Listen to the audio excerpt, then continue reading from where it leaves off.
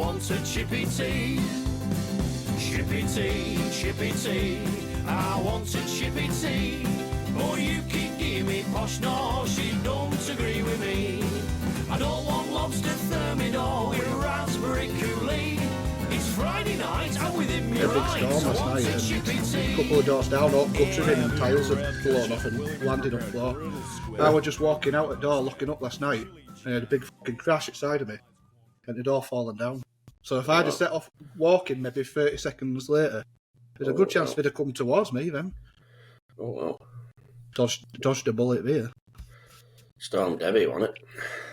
Yeah, I mean, I didn't know that, but Ailey said Storm Debbie last night. She was making a joke about it, and I didn't understand what she was going on about. I thought she was just being weird. Now I know it was actually called Storm Debbie. Storm Debbie, yeah. Because my mum's called Debbie, that's why. Ah, right, okay. That's why I thought you were just Being a saying my bitch. mum's in a mood or something. I don't know. Now it all makes sense. Any idea what number we're on? 63. I'll double check, but I'm going to say 63. Let's do it then. Let's go for it. Shall I do a spin? Yeah, go for it. We're about as smooth as you can get, yeah. Awesome. I know, I just caught a desk. But I am ready now. That's put me right in the right mind frame. Right, here we go. Hold on tight, you suicide riders.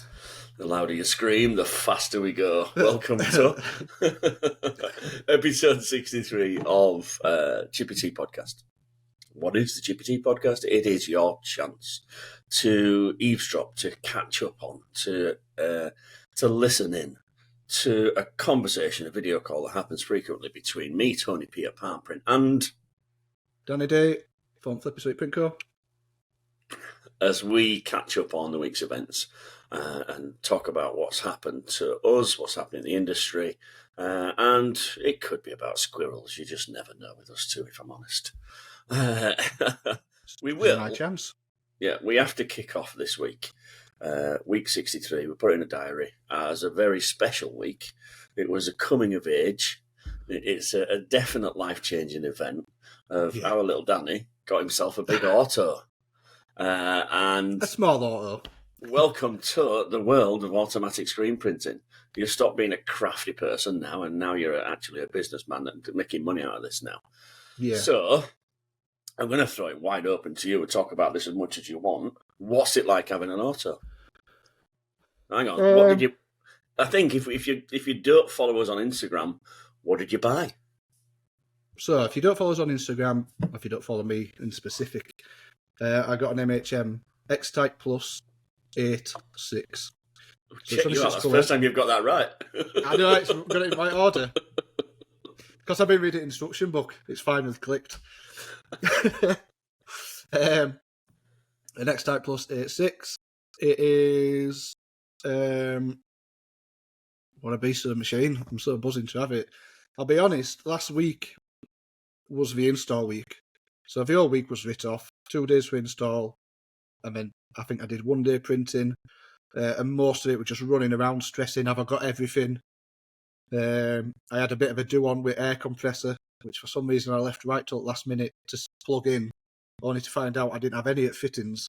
And I would try to plug it into where the water, where you drain it, I would try to plug it into that.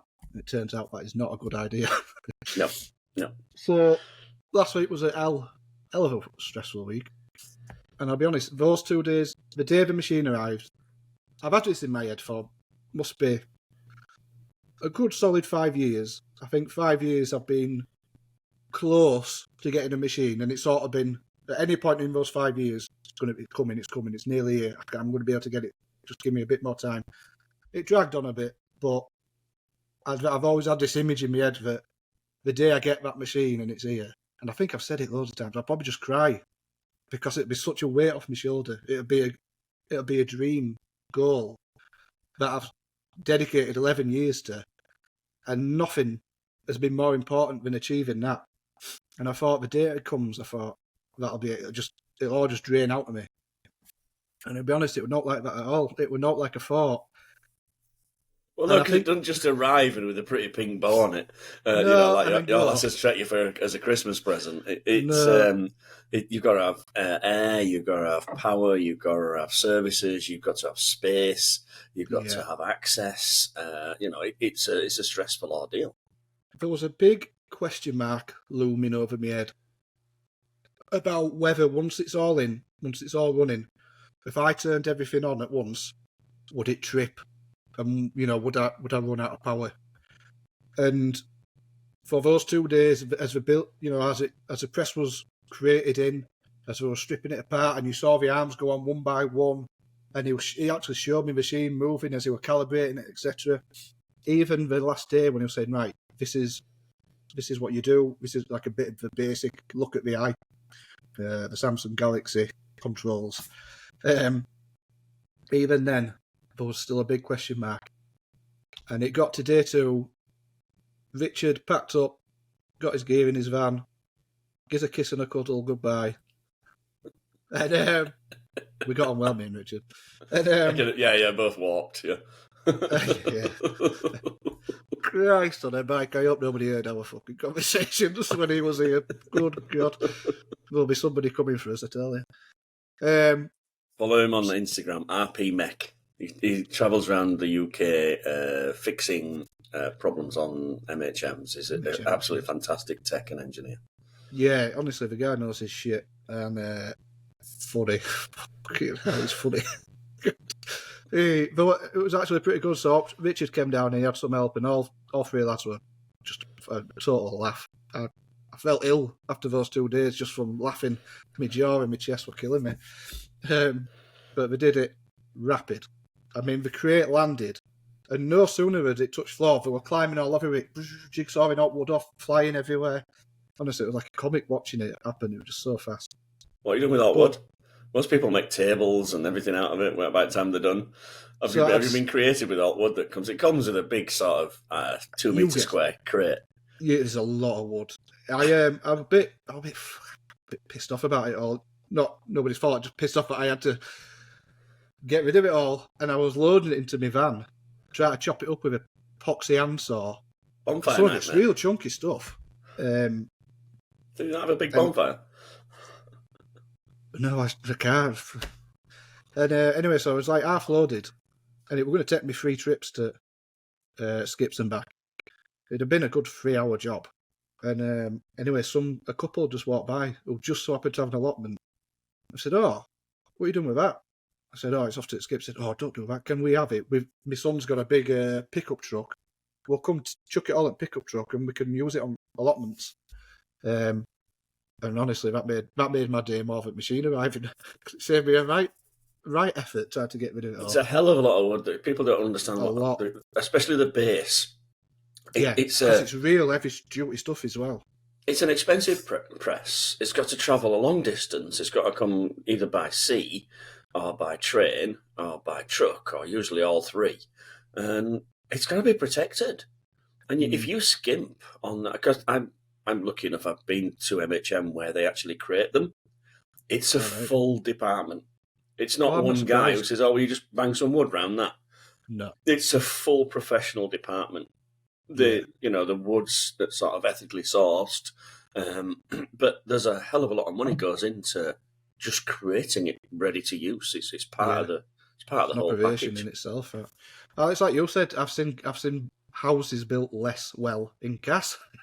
Honestly, that was some impressive timber work with that. It is, yeah. It's definitely, good. If you're in the market for an auto anytime soon, account for the fact that you're going to have a pile of wood that you need to get rid of. And it's not an easy job. You don't just chuck it in the van. So you've got an Xtype 86, which is 2 crates. As you go up, obviously more heads. More. You get 3 crates, that is a hell of a lot of stuff to get rid of. Yeah. So or build from. I know Richard was saying a lot of people, like you just said, people turn them into beds and all sorts of stuff. But tables. There's always end at dryer tub. It's usually made from an MHM crate. Yeah, I've got all sorts of. I need to start making some garment trolleys and stuff like that. I could have used it for, but it's one of those. I'd just take up all space and never get round to. So I just thought I'd just get rid of it. So anyway, that problem was solved pretty quickly, luckily. And then Richard left on the second day, and the good news is I turned everything on and nothing tripped. It just worked. And I think then... Are you still watching Power now? Are you still watching it now? I'm still slightly nervous, yeah. Can't make a coffee. Turn that flash off, I'm going to make a coffee. No, I don't drink tea or coffee anyway, do I? But it's like... It's been fine. Now, I'll be honest, I haven't been running dry. It's still up here. I need an hand down with it. So what I've been doing... I haven't done a lot of printing on it. I'm still trying to get flashed and run up. Yeah, no, just flashed and stacked. So they're dry to touch. And then at the end of the day, run them through dryer. Yeah. I'm hoping to get a lift downstairs with dryer in a couple of days to save all that messing about. But I'm not fully... I've not worked to press out at all. Today I've booked in about 6 jobs. They're all simple. Single colour, apart from one which is a free colour. Okay. So I think today I'll really get my head around what's what. I'll mess up a lot of shirts. Well, you know where I am. Just give me a call. Send me a text. I mean, and it's not just you I say that to. I do say it to everybody that gets a new press. Drop me a text, because what you think is a stupid question, it isn't. I say around at Floodbargo. I say the only stupid question is the one you didn't ask because you thought it was a stupid question. Because you were frightened of looking silly or anything. Absolutely not. Pick up the phone, send me a text, send me a picture and say, what the fuck's this? And that's why I do that all the day to, a lot of people who've had a press for a year and are still asking me, what does multi-print do? So don't worry about it. That's something I'm going to try and learn real quick, because I've got a job I need to do it on. So today I'll be playing with multi-print. It looks fairly straightforward, to be honest. It is. You sent me a little clip. I know Richard sort of referred to it as a dark art. He said, just ask Tony.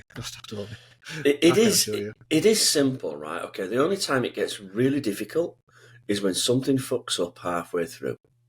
If nothing fucks up, it's easy. But let's say you didn't flash something. You're doing a multi-print and everything's running okay, but this one time you touch it and you feel it hasn't flashed. So you've got to stop it and take it back.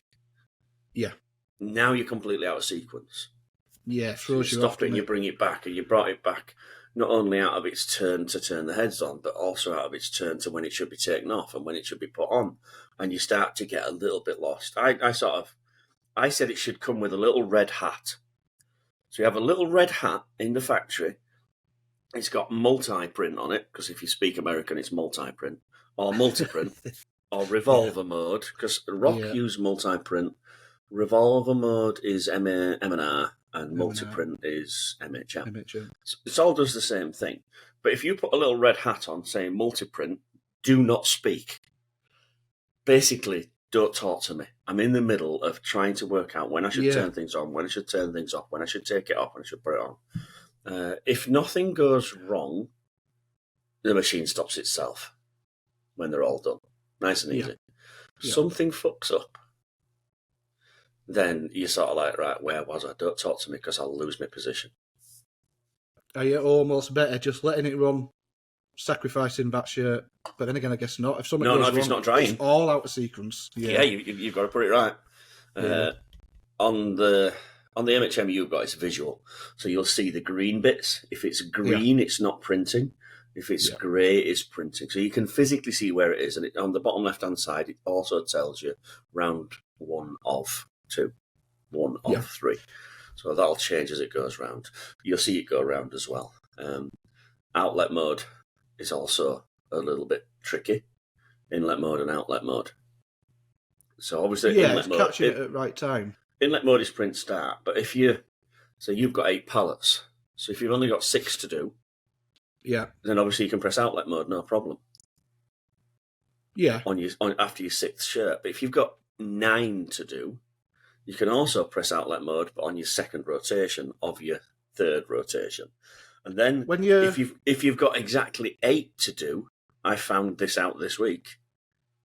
If you've got exactly 8, which is the same number of pallets you've got, it doesn't let you do outlet mode. So really, right. Inlet mode is print start, outlet mode is print finish. And when you do outlet mode, as you're loading your last shirt, you change it to outlet mode. Yes, if the last shirt's in front of you, that's when you press outlet mode. Yeah. When the first shirt's in front of you, you press inlet mode, print start. And then as your last shirt's in front of you, you press outlet mode, which is print finish. Yeah, and what inlet mode does basically, when you put your first shirt on, it moves across. Rather than printing every single head, it prints the first one. Then It turns the heads on in succession, in progressive succession. So when it's their turn, they become active. Yeah. Long ago, we had to stand there at print start and flick the heads on as the shirt arrived. So somebody had to physically turn them on themselves. God, so you'd start with just your base on.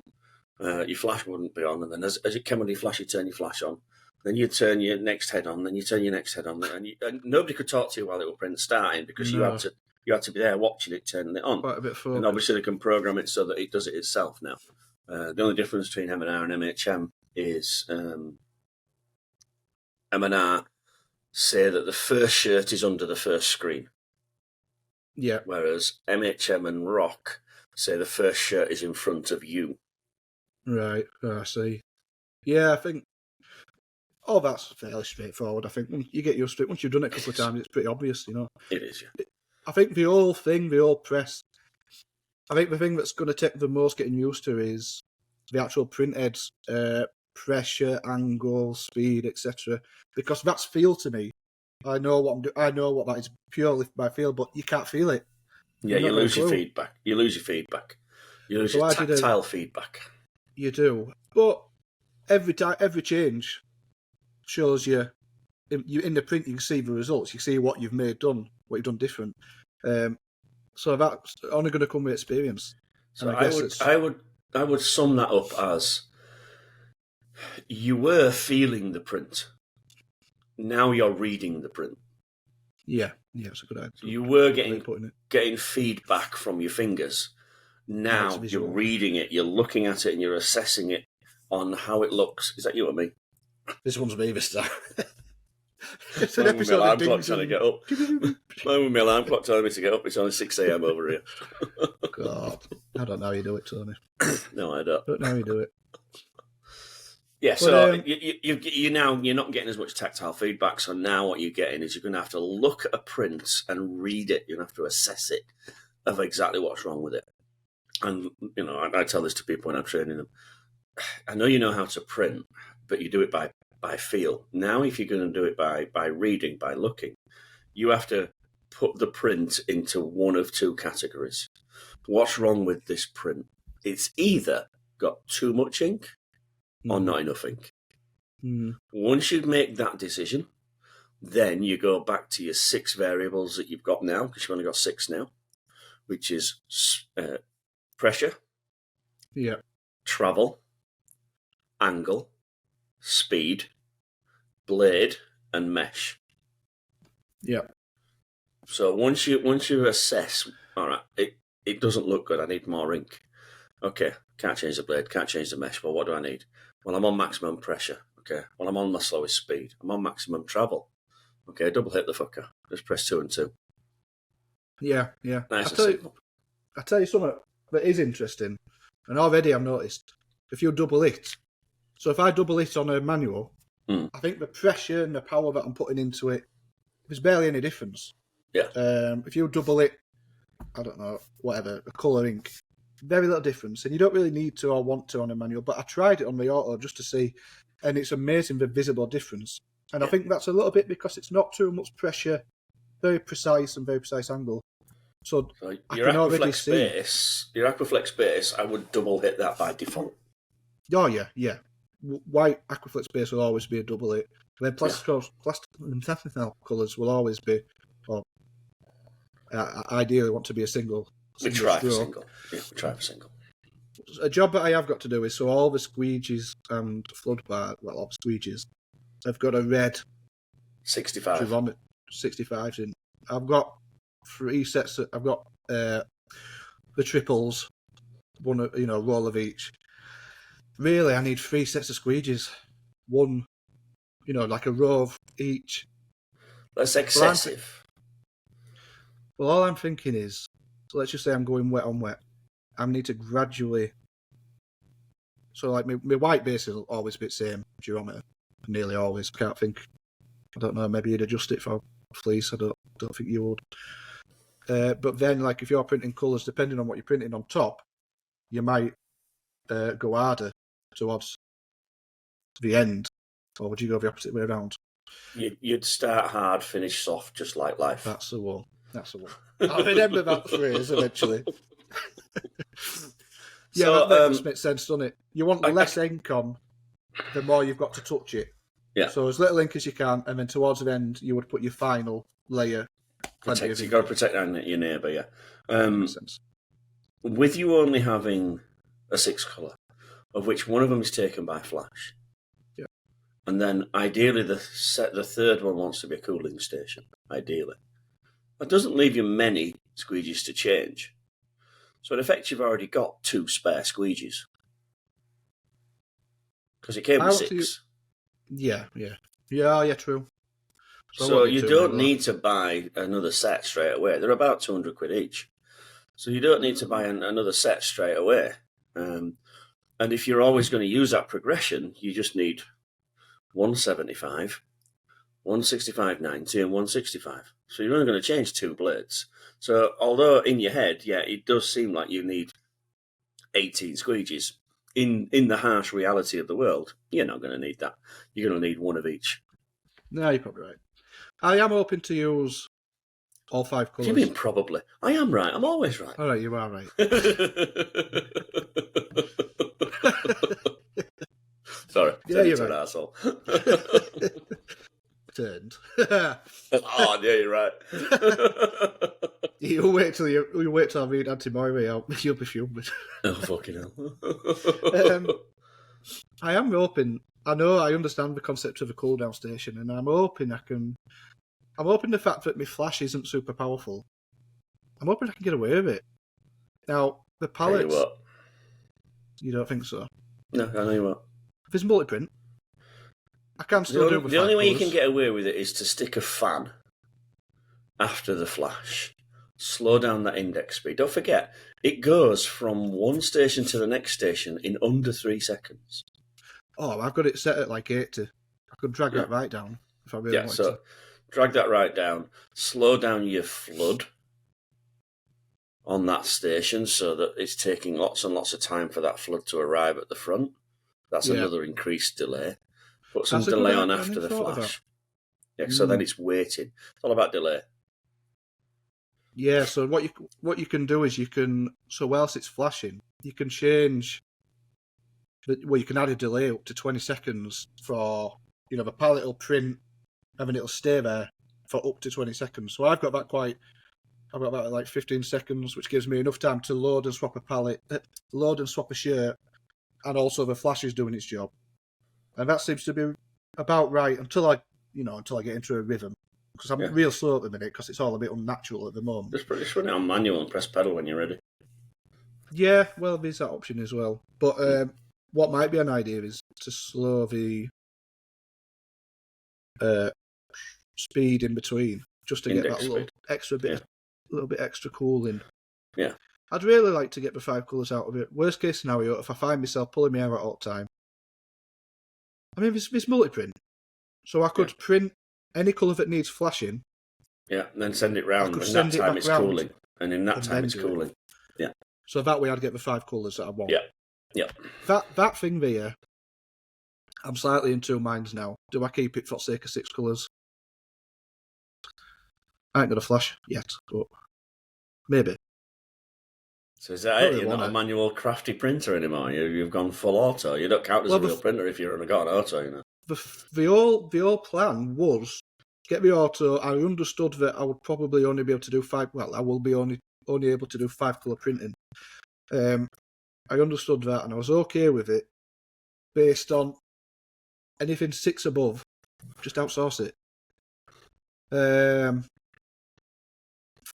So that was getting sold, and that would give me a load more space up here, and I'd have a much more organised space to organise garments up here. Then whatever job comes downstairs on a garment trolley, print it and out the door.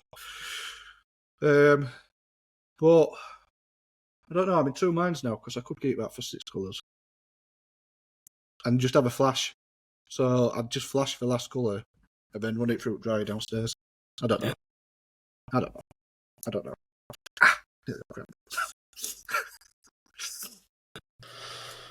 I don't know, Tony lad, but we'll know after a few weeks of using it, I think, how I feel. There's no rush. Yeah, No, and it's not really a great time to be selling presses, is it? I don't think. not really. No. Christmas coming. I might advertise it and just, if anybody has any interest in it, we'll see. But yeah, so today I've got 6 jobs, 5 of which are single colour, but it will be print flash print. So you want to make one screen?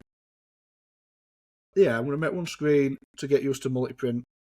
Well, will I get used to multi-print? If I left it on manual... Single screen, you won't use multi-print. You'll number your pallets up 1 to 8, and then put your first shot on number 1. And then when number 1 comes back round again on its second pass, you start to take them off. Yeah. Because on manual, it's just either foot pedal or touching screen, and then it'll index. Yeah, first one has to be front screen for safety, and then just press a pedal. It moves and then prints what is ever active, and then it sits and waits for you. Then when you're ready, you press the pedal, it moves, it prints, it sits, it waits for you. On automatic, It does that continuously in a timed cycle. So for you, in the beginning, I'd be on manual mode and just get it all set up ready. When you're ready, press the pedal, sit back, go like that, go, oh, he's like fucking Harry Potter. And just watch it print. Yeah, I will do. And then there is one more job that is 3 colours, which I will use multi-print for. Or I'll use as an excuse to try and learn multi-print, at least. Yeah, it'd be a good excuse. Is it on normal tees?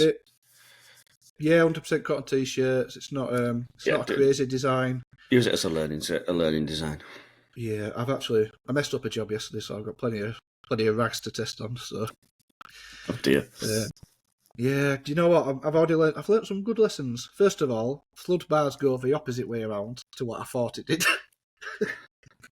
Well, they go either way, but the way if you have them like that, you lose about 6 inches of the available screen.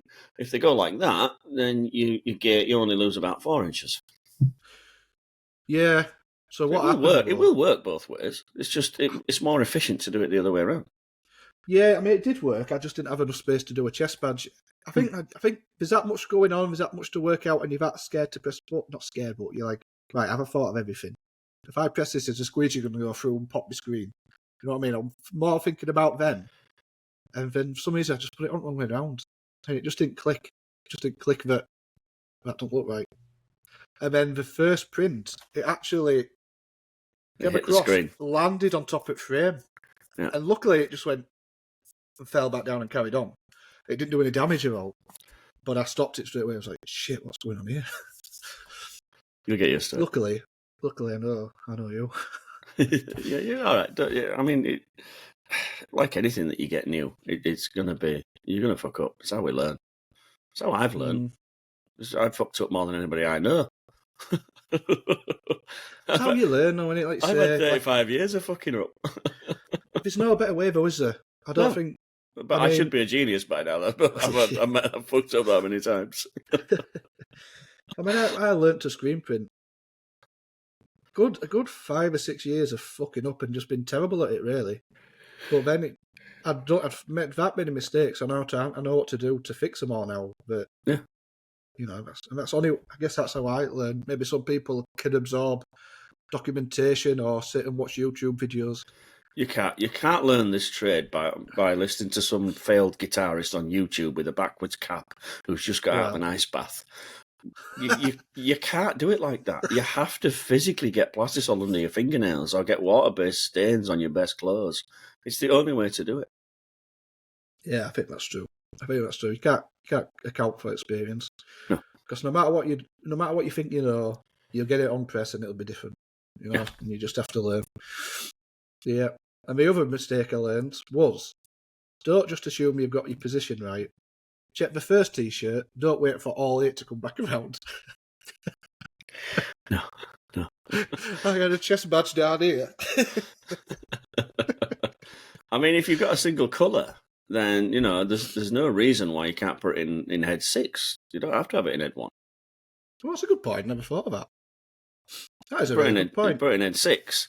The problem with you is it won't be flashed again on when you take it off. Yeah, true. I mean, for the time being, for a couple of days, I am flashing everything at the end, just so that I can stack it dry. Not under normal circumstances, that'd be fine, I think. There's nothing wrong with that, right? Okay, so I went to Middle East, massive company with 4 oval presses and, producing high quality, high street retail sportswear. And their dryers weren't at the side of their presses. I know, that's quite They were isn't it? almost in another room, 25 metres away. So all their presses lost the last station to a flash because they flashed the end of everything. All Magna, all water-based. And they just flashed and stacked. And then it moved to a separate curing department. Now, some of the reasons for that decision don't tie in with you, but one of the major reasons is labour was so goddamn cheap. It didn't take anything. And the different fabrics, different sportswear fabrics, required different dryer temperatures. So you couldn't share a dryer with one doing cotton and one doing polyester. Or one needing a blocker and one needing puff. Or one needing silicone and one needing normal Aquaflex. Yeah. You had to have a separate dryer temperature for each one. So the production would have actually been impacted by a slow dryer or a different temperature or having to recure. So they just separated the entire processes. Now, I've got to be hands-on. I've never seen that anywhere else. No. And I'm stood there arguing, you can't do that. You can't do that. Your dryer's got to be outside of your machine. And I'm watching it work fucking perfectly. And there's no impact on the production because of the speed of the dryer. I'm like, okay, so it's costing like 4 extra people. But you know what? It works. It works. The drying process or the curing process is done perfectly to exact specifications every time, irrespective of production speed. And everything's just touch dry when it leaves there. And if there's an error, you can actually correct the error with some spotting out fluid and shit like that. But everything worked perfectly. It's summer. I think I ran past you, and then you told me this story a couple of weeks ago, because I had it in my head that it was an option to run an extra flash at end of me on the T-shirt off station. Yeah. On the takeoff, because I'll be doing it by myself for the majority of the time. So I could have flashed garments, stackable. So that press can be run at full speed or as fast as I can physically keep up with it. And then at the end of the day, just run everything through a dryer up here. And it's almost like one end of the room is, you load all your garments through it. And the other end, you can stack them, fold them, box them, get them out at door. So it's like a proper line. It'd cross from one end of this room to the other. I had that idea. And you told me this story about this company. And it's been rattling around my head. Probably not going to do it, but it was an idea that's an open. The only thing, I think the downside is you are adding a bit more time, really, because from an efficiency point of view, it's a classic. From a lean manufacturing point of view, this is what you call double handling. Yeah, double handling is usually bad. So touching a garment twice or performing a task twice. So because it falls into double handling, it has this bad aura over it. But if you really do break it down into, look, as a single operator, it works. Or as someone with free labour or very cheap, efficient labour. Somebody stole your press, mate. Yeah, I'm doing my podcast. Man.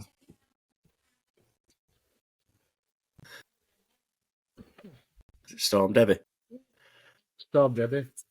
Storm Debbie. Sunglasses on. Chucking it down in his room and it's dark and it's crap. Chuck it in straight away and I took that in the room, yeah? I do need it. No, I'm sure. Nice to meet you. Oh, yeah. Bye. Bye. She's on gloves. Yeah. Daniel. Shut up. Shut up. Let's show that door shut properly.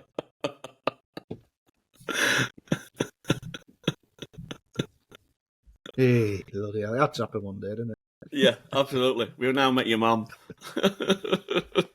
What was the topic of conversation? You've gone on you. Look at your. There's nothing in your eyes. I can see it. Still can't believe my mum's just been on my dead podcast. Inside. And she called me Dan. She brought me an inhaler. She rubbed me back and said, "Are you all right, Daniel?" She brought me drugs.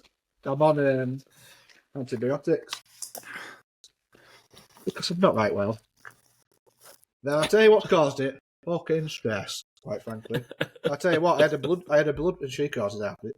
I had a blood pressure check and through the roof. Through the roof. I've got to monitor it for a few weeks. So you can all feel sorry for me. We don't. You've got your mum to look after you. You're all right.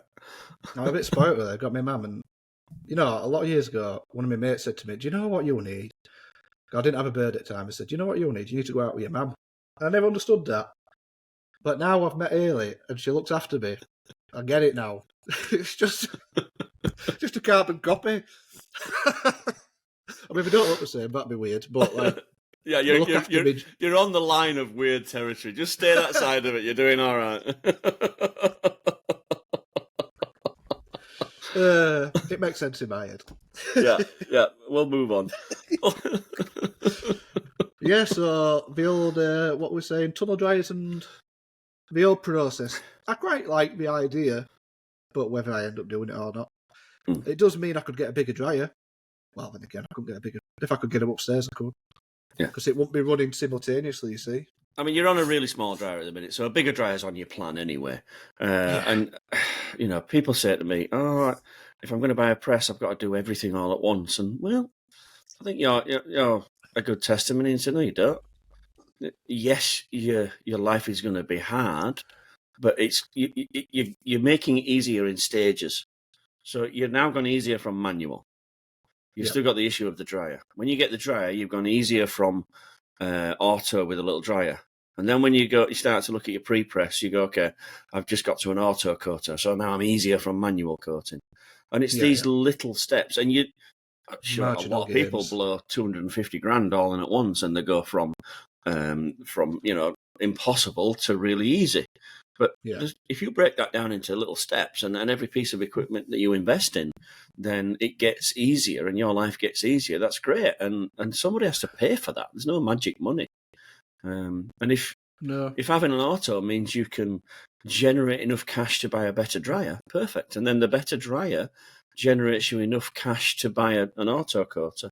And the auto coater generates you enough cash to get a laser, which doesn't generate any money at all.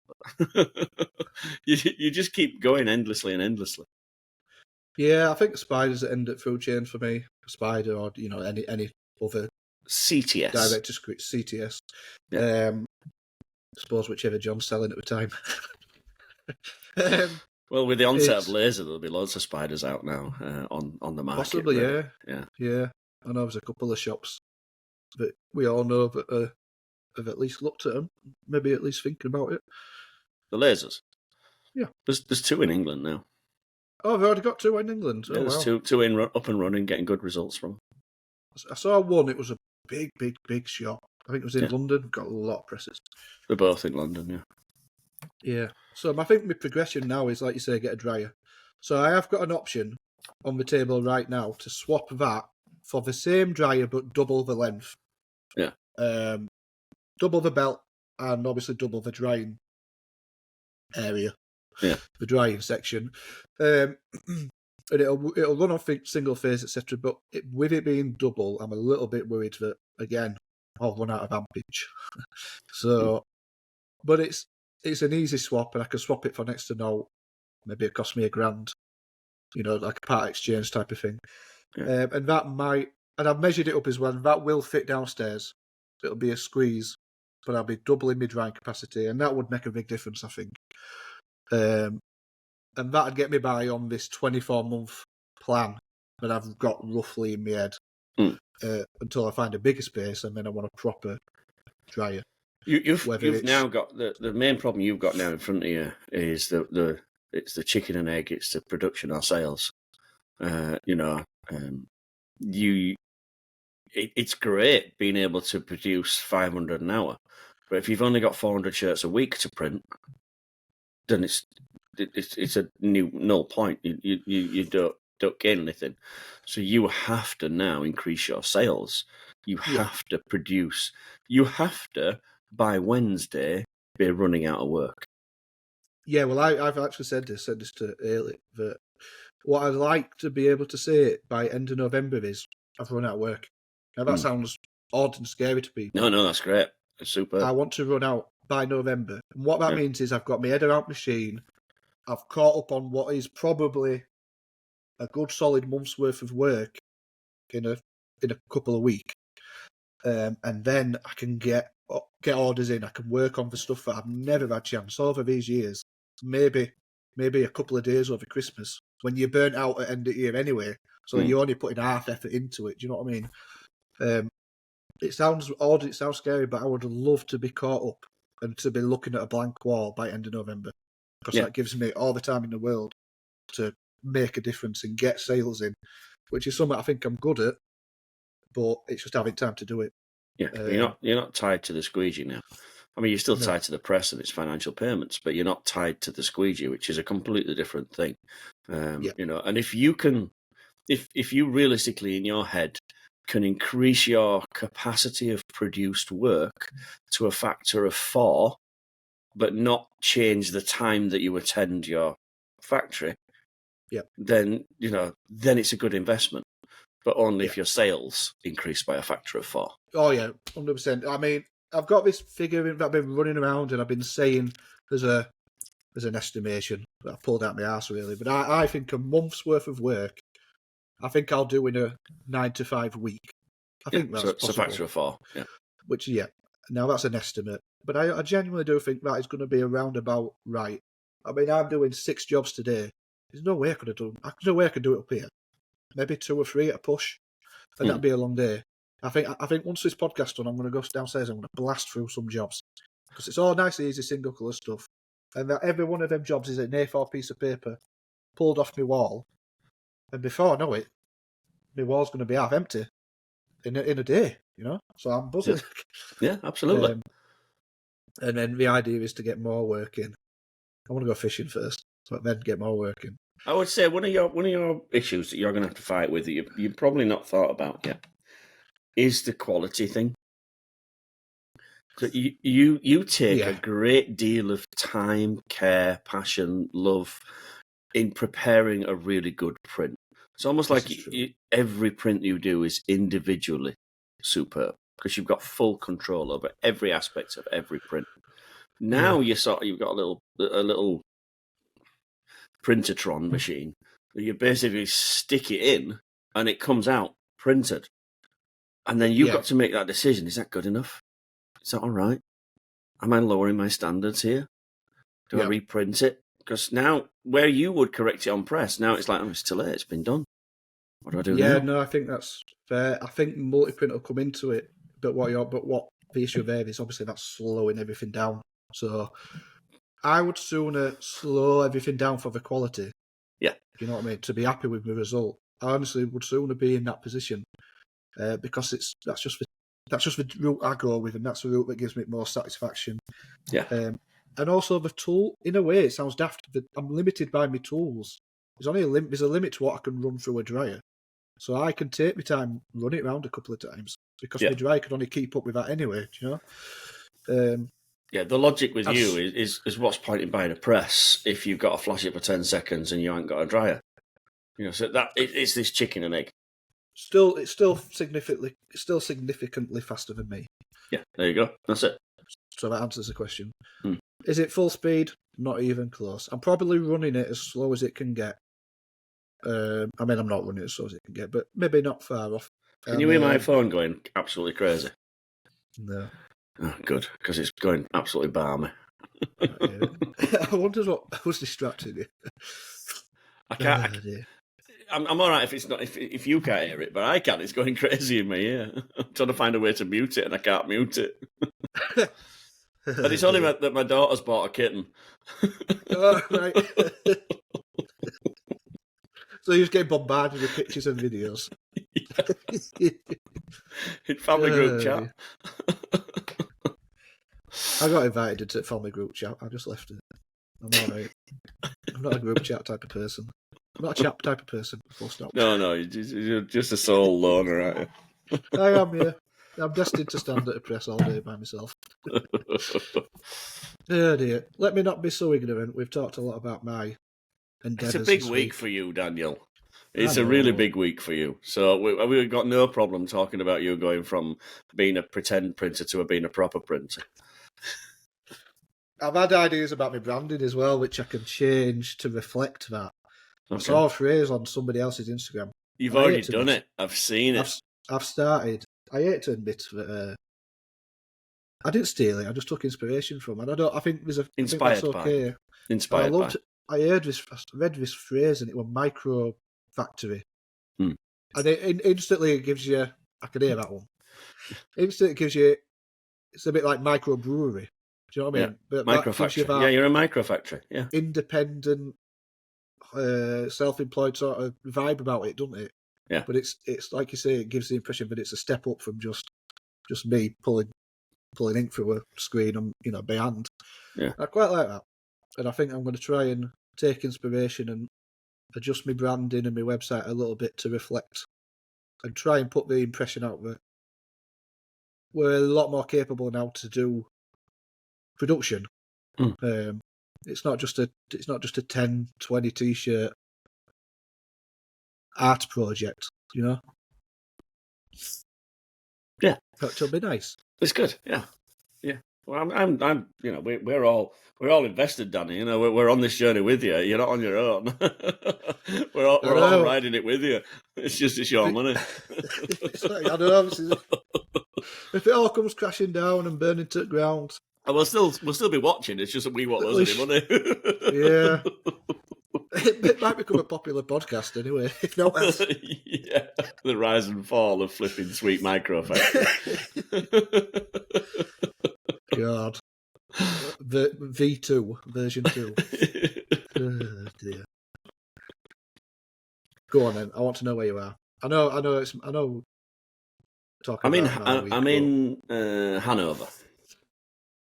But Not the Hanover that where Lucas is in Timeless in That's what I thought. Lower Saxony. It's not over there in Germany. No, I'm in Hanover, Pennsylvania. It is a bit of a shock from Florida, where it was in the 30s, and now I'm scraping ice off of the car in the morning.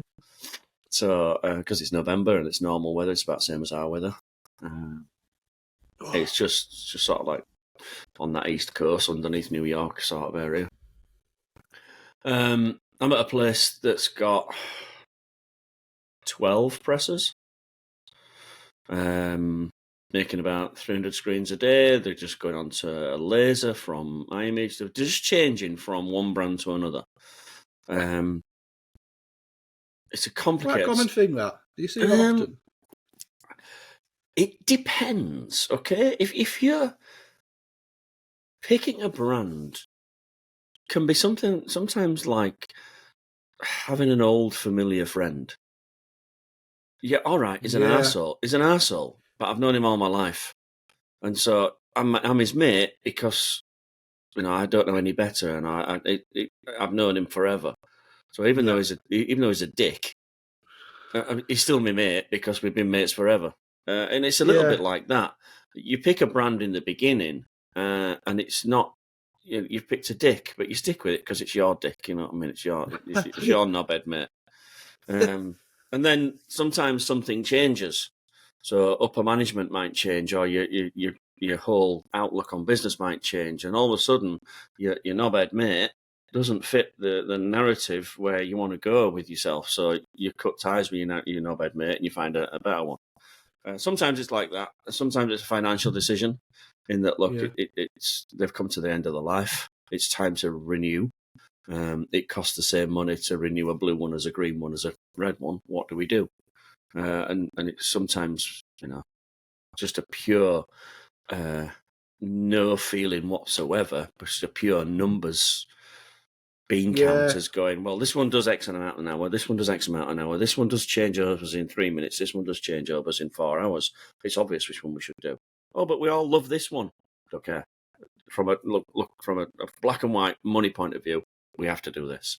And this is a company that has 2 operations, one in Central America and one in North America. And they've made the decision to change their machinery from one brand to another. And one brand they're keeping up here for the faster changeovers where the labour cost is higher. And the other brand where the changeover takes longer and it's more skilled. That one is going down in Central America where the price of the labour is cheaper. So from an overall sort of accountant's point of view, you can imagine, the 30-year-old coming in and going, right, let's have a look at the books. Doesn't know little Johnny's name on the press. Doesn't know that, Super Stan in the screen room has been there 15 years. It doesn't care. It's just like, right, okay, well, cost a little. They do a prediction on the wall of pieces per labour hour. So pieces per labour hour is a great way to assess how efficient your company is. Yeah. Because you also have a cost per labour hour. So let's say 10 men produce 100 shirts, then cost per pieces per labour hour is 10. Each man's producing 10 shirts, even though it's 2 groups of 3 and a guy walking around. 3 groups of 3 and a guy walking around. Total labour cost is 10 people, divided by the total number of pieces that you do, and you have a labour hours per piece. Yeah. And it was really low, actually. The number was quite low. It's about the same as DTG. Very, very similar. But I did that. I did that very same calculation 15 years ago, and went, actually, if I've got 3 people on a press and they produce 300 pieces, and I've got 3 presses with a person on each, and I can still get the same 300, 350. Actually, in a cold, hard light of day, it's more efficient. I get more pieces out of my man hour by splitting everybody and doing DTG. Sell the presses. It's a great idea. Yeah. Obviously, I was wrong, but... Yeah, no. Well, sometimes you do with these calculations and stuff like that. And... Yeah, so I'm at this big place. We've got 12 presses, all running in pods of 3. So we've got 3 round a dryer. It's a big learning curve changing from one to the other, but they're already good printers. All Magna, all water-based. God bless Magna. Yeah, it's almost a default choice now if you want to do retail work or you want to do high-quality, soft feel, bright opacity, stretchy ink.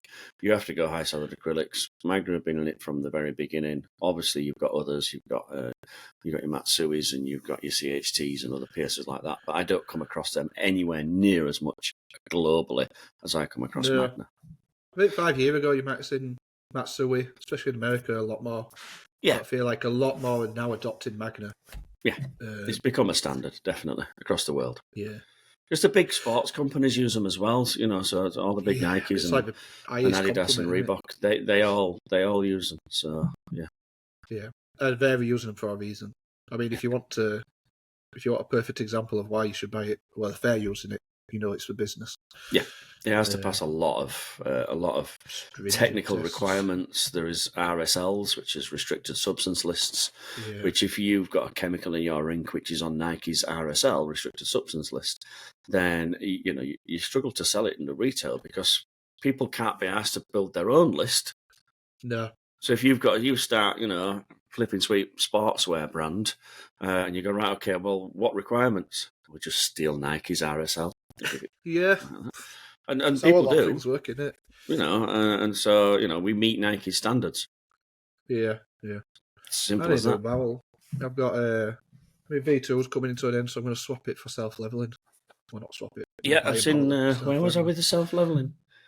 Orlando. I've been using self-leveling for a couple of years. Hey, I tell you what, we're using those big pumps. Do you like it? Very cool, them, aren't they? Really So cool. The one where I'm at, the pumps are outside and the dispenser's on a shelf inside. Oh, it's like going to the bar, isn't it? It is like you just pull a tap and it falls onto a scale. Oh, that's great. Yeah. It even measures it for you. Yeah. Oh, just a tiny bit more. So you've got the scale pigment one as well. underneath, yeah. And then it goes to a dispensing system where it automatically puts the pigments in. Is that the B&Q type of thing? Yeah, exactly the same. Yeah, they're not as expensive as you think. Magnus are. No, well, I've seen them. I think Matrix do as well. POA, yeah. Yeah. So, Yeah, I don't know POA. what priced it. It's probably out of my league, let's be honest. Oh, it's out of your league, yeah. It's 25, something like that, 25, 30 grand, something like that. Sorry, I didn't mean it like that. I didn't realise you've had your moment. I didn't realise I stabbed you in the heart then, sorry. It's just so casually. It just because it's come so easy to you, so natural. It did actually, didn't it? I apologise. It's early. Oh, don't set me off. I'll have a choke. We've got about 15 minutes left. 15 minutes left. Well, you've had your moment. Let's talk about me again. So my shopping list. I'll tell you what my shopping list is now. So, I want... Now it feels now, don't That you? was cold. That was really cold. Let that be a lesson to you. Actually, no, I was going to talk about myself, but since we've got 15 minutes left, we did this last time. I have to apologise to Auntie Moire and anybody listening to the last episode where it just cut off really randomly mid-conversation. Did you ever find it? For some reason, I found your half. So basically, if you're listening, the Riverside software bottled up and it lost like the last 10 minutes of the episode, which was actually the best part of the episode, quite frankly.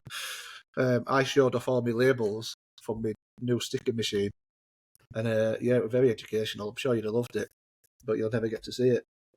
But we were talking about Auntie Moire at the time, and it sort of cut off.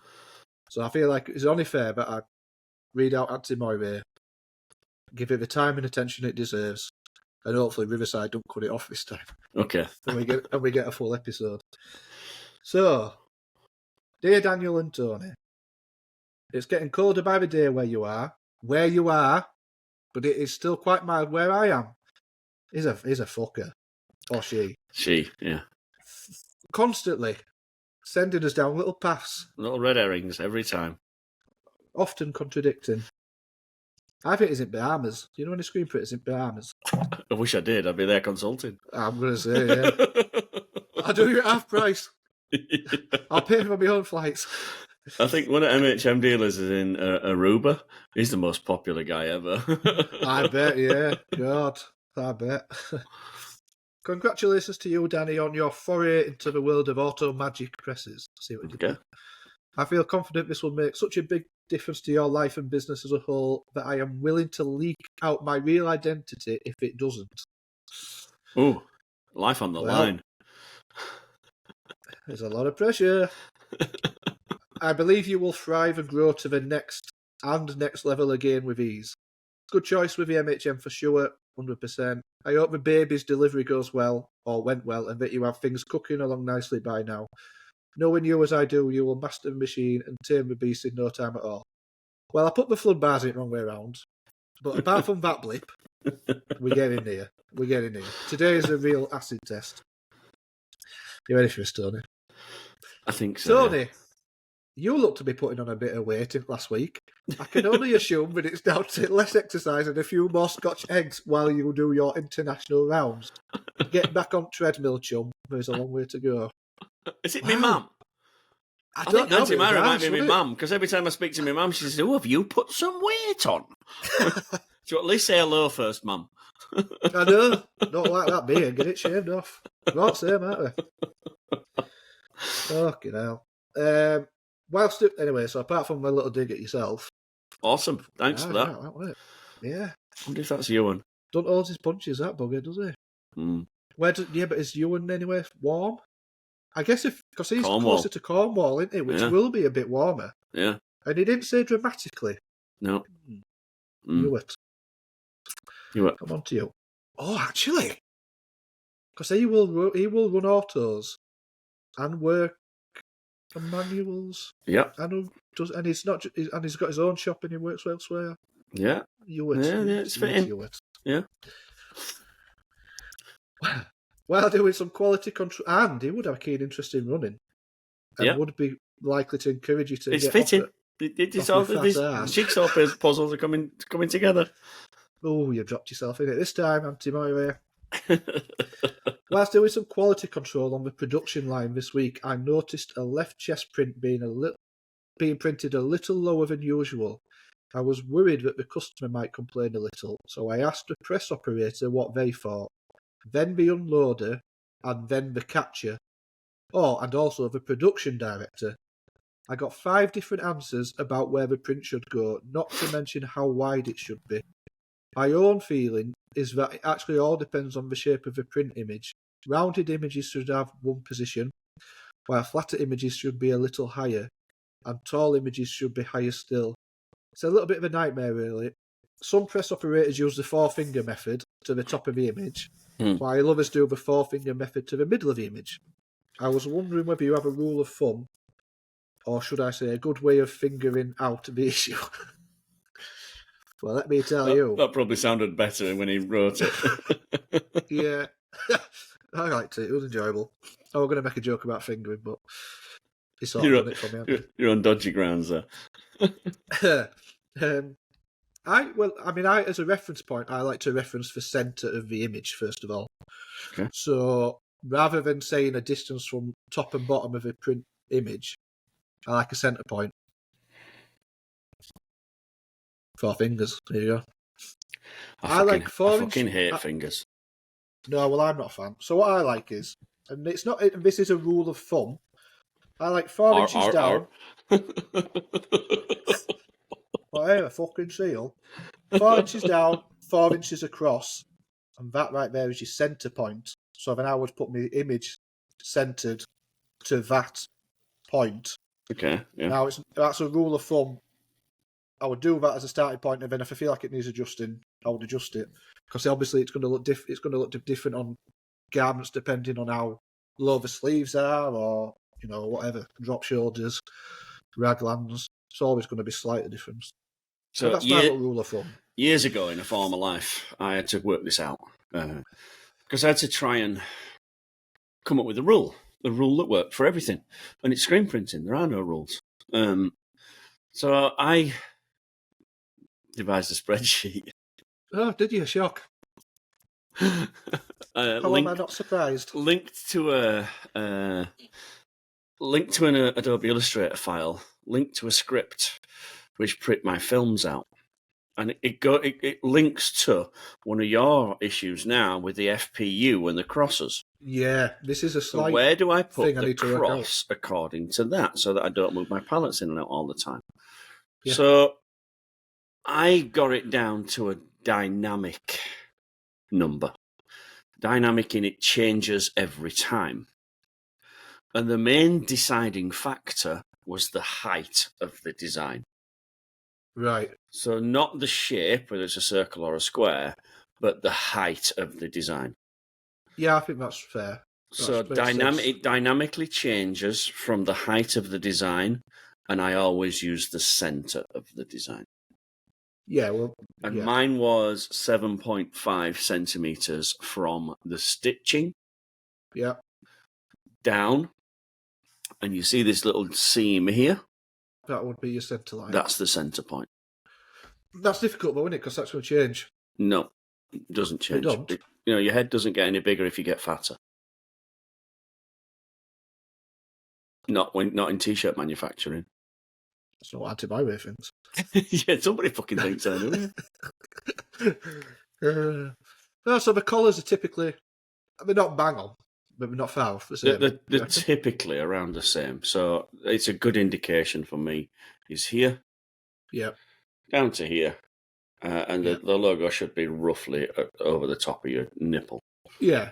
Well, that's that line something I've always knew about and aimed for, but I've always had a template. So I'm using, like I say, for the crosses a rough roughly, it's not going to be the same every shirt, but I felt that was a good starting point that always got me to basically what you've just said, there or thereabouts, and adjust accordingly if needed. I feel like I have to be a little bit more precise now, to be fair. So this is a good question from Auntie Murray, because my film positioning unit and the MHM, really, I want to get them in the right place. Yeah, you don't have much room for error now. No room, really, is there? It's not like you can just move your screen right up or right down. You want it back. You want it roughly where you need it position-wise. So there's a little bit of working out I need to do there, and where to place my films on the film position unit. I was using 6-inch. I don't know if it's inches, but the mark number 6. They are in inches, yeah. 3 inches, yeah. I think I'm going to start using 7 inches. I feel like that's. But then again, it depends where you drop the collar. If you drop the collar off of the end of a pallet. Yeah, but you want to try and keep that as consistent as you can. Yeah. I need to make a template, but I'm just trying to see if I can. I've got a template. I'm just having a look now while you're talking. See if it's. See if I've got it. Here we go. So this is really for you, and I'll send you this. That'd be nice. Window. You'll send me that. I'll send you a bag of Monster Munch pickled onion. Can you see? Not yet. Strange, isn't it? Usually works flawlessly. Well, yeah. It's strange. No? No. Try closing it up, share it again. Try sharing it. Okay. Maybe. Let me see if I can share it again then. Share. Screen. Window. Entire screen. Share. We are unable to get audio or video from this participant. Okay. Well, that's strange. Never had that problem before, have we? Killed it. God. We're doing so well. Oh, it's gone. Has to be something, doesn't there? Every episode. Every bloody episode.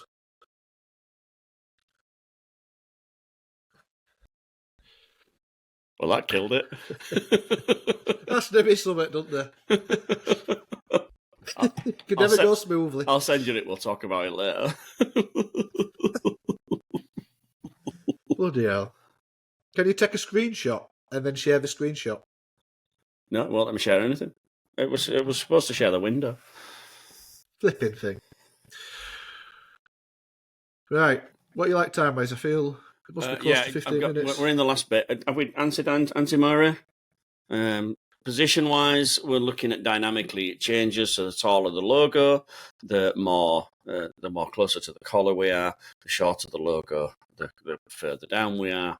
Don't like using fingers. It's not consistent. Inches and centimetres, I'm okay with. It was a good joke, mate. Which I won't go. No. So basically, to answer your question, Anti-Moirate, /Ewit, there'll be a template up on Tony's website available for $6.99. That'll solve all your problems. You'll need Excel and you'll need Illustrator. Yeah, and a basic knowledge of scripting. But yeah. Tony, honestly, you've got all these little things. Just put them on your website for a $5. Yeah, I'm going to do, yeah. Somebody else does that already, have you noticed? Who? The guy that's banned off every chat group in the world. Oh, yeah, to be fair, he does all of that, doesn't he? He does Yellow stickers, yeah, he does Print Shop Pro or something. And he charges whatever you think you can pay. That's not a terrible idea. It's a great idea. And I would recommend downloading it. It's a great little script. Yeah. I know he does a lot of different things. Yeah. For his inability to get along with people. With other people. He's quite good at, he does come up with some good stuff every now and again. Yeah, he does. Sometimes he talks total shit and just fucking goes way overboard. Which is why he's banned on every chat room. Probably. I've never had a problem with him. It's funny because he actually lived in Hull for a while. So that's where we had a little chat because it was like, flipping hell, small world, isn't it? All right, okay. From Hull to Canada. Yeah. Right, well, that was episode 36, I think I said. 63. Oh, yeah, 63, sorry. Right, all that remains to be said now is we'll wrap that up for this week. It has been a good hour and a half or so you should get some good content out of that. You have been listening to me, Tony P from Palm Print, and Danny D, Flipper Sweet Printco. All the best. See you next week. And we will warm my pallets up. I'll see Danny's off to run a preheat cycle on his press. I know.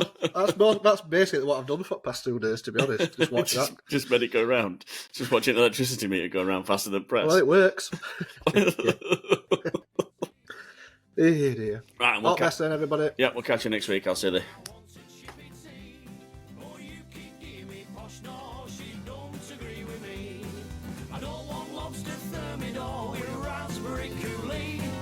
Friday night, I'm within me rights. I want a Chippy Tea.